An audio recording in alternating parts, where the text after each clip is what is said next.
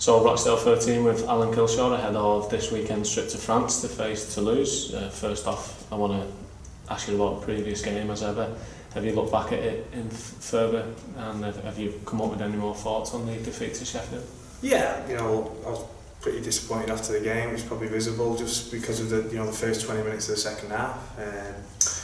Probably didn't touch on was how good we were in the first half defensively, and if we can defend like that for long periods against some teams in and around us, I expect us to keep teams to lower scores. Obviously Sheffield have got a big threat in Lowe and Yeri, and they're a big set, and it probably took a lot of juice out of us, and we did make a lot of errors in the first half. The disappointing fact was we touched on that half time, but then we came out and still made errors, and we showed a little bit of character and clawed our way back, and even I think with 10 minutes to go, Jordan broke through and Danny was on his inside, and see him, and if he passes to him, it's 30-20 with 10 minutes to go. And just probably little moments in the game where we need to be better, especially against those sides, like Sheffield, Halifax, those teams that we want to start competing with on a regular basis. So there were some positives in there, but we don't want to gloss over that second half performance and some of our defensive efforts. So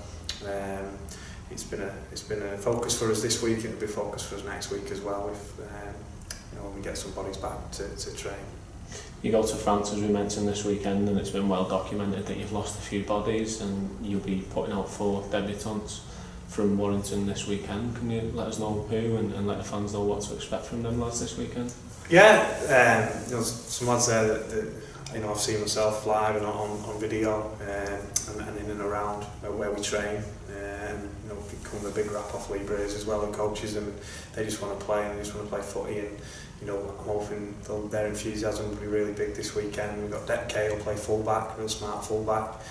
Tyler Whittaker halfback, cheeky halfback. He talks well, he can kick goals and get the team around the field. So it'd be good to have a look at Tyler as well in there, and then Lewis Hatton and Danny Razul, who are middle forwards and high work rate. So like I say, they know the lads. It's not the first time we train together and integrated them. So excited to see how they'll go, and I'm sure they'll give us a boost and some enthusiasm.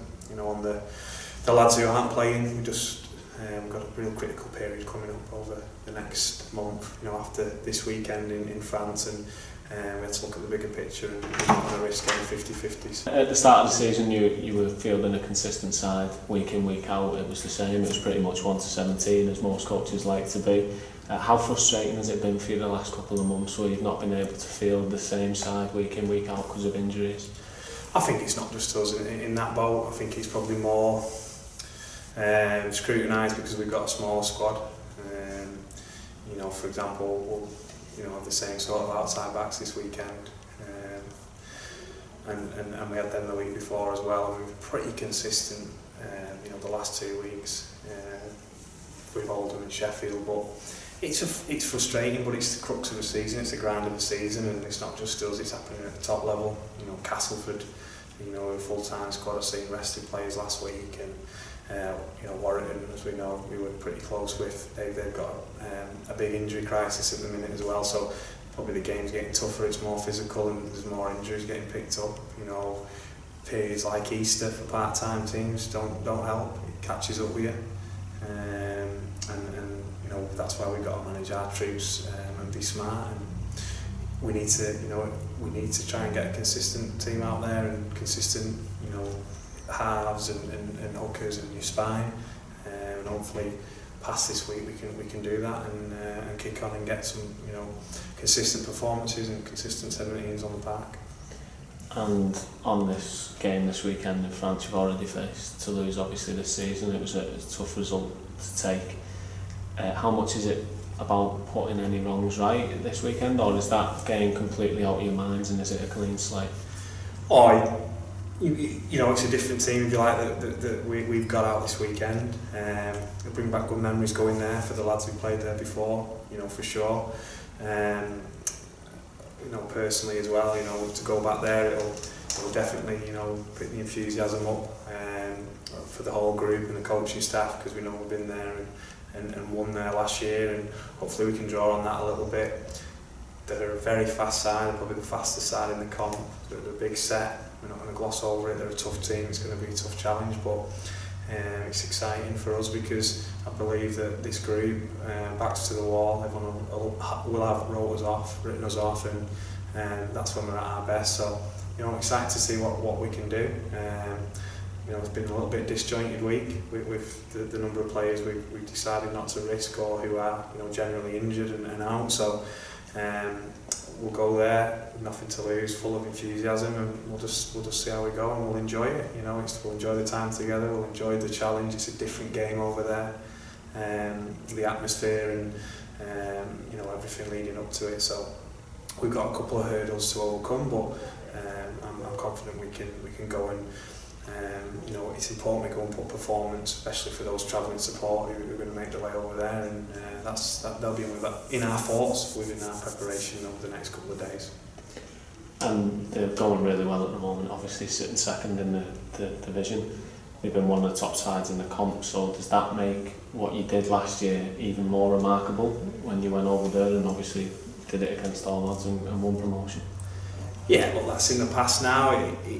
You know, I think probably one of the biggest upsets in you know, the last 10-20 years really in rugby league, and we built it up like that, and we knew they'd get stronger. Full-time team, they had a longer pre-season. You know, they're well backed. It's a good setup, and you know, obviously last year they were big rivals of ours because we were both trying to get out of the competition.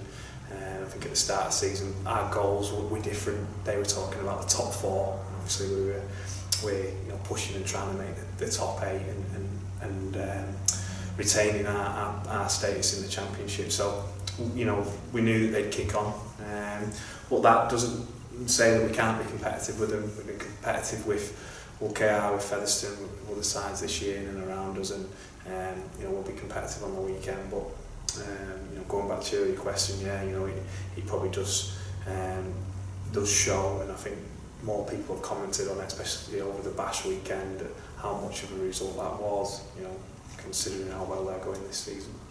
And obviously the main aim of the trip is to try and come back with 2 points, but how much is it also a great opportunity for the lads to spend some more time with each other and build on what's already a close-knit group?